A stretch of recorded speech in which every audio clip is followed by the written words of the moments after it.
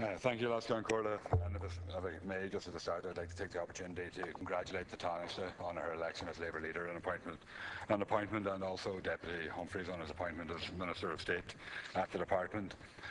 Tánaiste, this question arises from the extraordinary delays in applications being assessed by medical assessors within your department. And when you see that there's 21.8 medical assessors currently dealing with 56,000 applications that required a medical assessment in 2013, and the question is basically what you're going to do to actually clear this backlog of examinations. Come out, Tánaiste. Yeah, first of all, thank you for your congratulations to myself and Deputy Humphreys, Deputy. There are no backlogs currently in the provision of medical opinions in relation to welfare entitlements. There are currently 2,923 medical opinions in process, down from 3,617. That's a 19% reduction at the end of December. This number on hands at the moment equates to less than 4 weeks' work. Some 48,000 medical opinions were provided in 2013. I think the Deputy will recall that we certainly had problems with an enormous backlog that I inherited when I became Minister. And if you recall, we made very significant changes in both the work process, but particularly in the IT. And I remember deputies being extremely patient in the context of discussions here. And we have actually cleared those backlogs. So I don't know whether the Deputy has a specific case in mind, but service delivery is a key priority for the department, and we have really invested very heavily in the IT and the business processes to ensure that claims and appeals are processed as expeditiously as possible. And we have really made good progress over the past 2 years in clearing backlogs or schemes involving medical eligibility criteria. And obviously the medical assessors have a key role in advising on eligibility. The department has a core authorised number of 27 medical assessors, including the Chief Medical Advisor and the Deputy Chief Medical Advisor. And in order to ensure there are sufficient medical assessor posts available, the department has recently reached agreement with DPER for the allocation of 4 additional medical assessor posts to effectively increase the number to 31. Come out, Deputy Thomas Pringle. Thank you, Tony. So, well, my experience in my office at trying to get applications processed that involve a medical assessment, the response you get from the department is basically, when you want to find out how long it's going to be with a medical assessment, is how long is a piece of string, that there basically is no time limit on assessments being carried out and medical assessments being carried out. And very often I would have to put in a parliamentary question to actually get the process speeded up, and it's noticeable that when you put in a question that you get an answer within a couple of days, whereas it could have been going on for months in advance of that. And I don't think that that's an adequate way to carry out the assessment process. I mean, based on the department's own figures, you're looking at over 2,800 applications per medical assessor each year to be assessed, and that's not counting reviews and other types of work that they have to carry out at.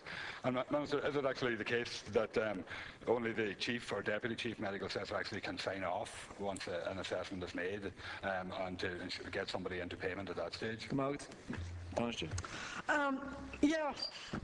The Deputy raises a very interesting point. I would put to the Deputy that, if you like, both one of the, in your case, frustrations perhaps with the scheme, but in fact one of the great flexibilities of the scheme is that if you make an application for something which requires a medical assessor's opinion, we allow the application to be continuously subject to review through the input of additional information. The alternative would be to go to a flat system of rejection, not allow review, and instead to go to appeal.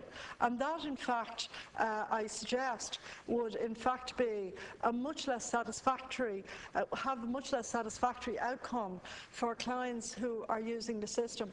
Yes, we do allow appeals, but the Deputy may know himself that from time to time you meet people who will tell you that they have applied for something, that it is refused, used, and then perhaps with your skill, expertise and knowledge, when you actually have a look at the application, you can judge whether, for instance, the medical evidence that's been submitted is strong enough to warrant whatever the payment or other request is. Thank you. So allowing the review is a very important part of the scheme, because it allows people to put in more pertinent, up-to-date, stronger medical evidence, which in turn will assist them with their application. Thank you. Deputy Pringle.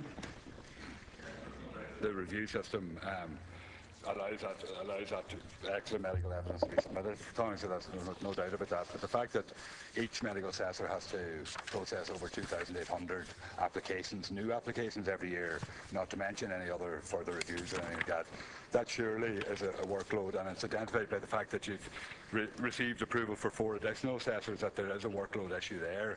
And is it the case that it has to be one of the 2 senior officers that sign off on the review, on the medical evidence review after it's taken place, to get a payment out to a person? Is that actually the case, Minister? Tánaiste. Well, as I said, in the business process structure, we would expect a medical assessment to be done and the application to be dealt with, that part of it, in 4 weeks. And that actually is a very, very reasonable time frame in the context of the work that's to be done. But more importantly, we also, for instance, resource very significantly to the tune of about 47 million, both the Citizens Information Board and the Money Advice and Budgeting Service, specifically to provide people with a confidential and private information service about how to progress their applications and to put their information in. And as I said, to have the relevant information accompanied by the relevant medical certification that supports their case. It is actually, you come across quite a few cases where people in fact have some very general certification which doesn't really support the case, as opposed to very direct certification. Thank you, Tánaiste. And as I said, there are no backlogs now in terms of the processing times.